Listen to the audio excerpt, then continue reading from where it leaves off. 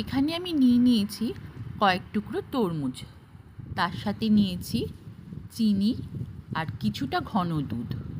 এবার আমি মিক্সিতে খানিকটা ঠান্ডা জল দিয়ে দিলাম, তার সাথে দিয়ে দিলাম ছোট ছোট করে কেটে রাখা তরমুজের টুকরোগুলো। এবার এর সাথে আমি অ্যাড করে নেব চিনি আর দুধটা।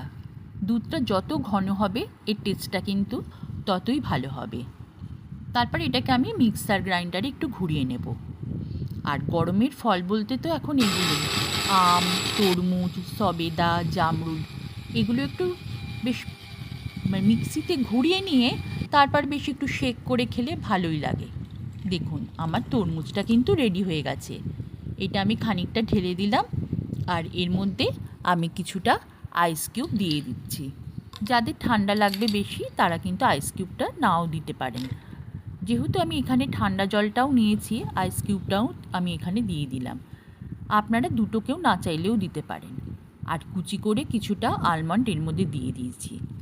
কিছুটা ইচ্ছে করলে আপনারা ড্রাই ফ্রুটসও অ্যাড করে নিতে পারেন।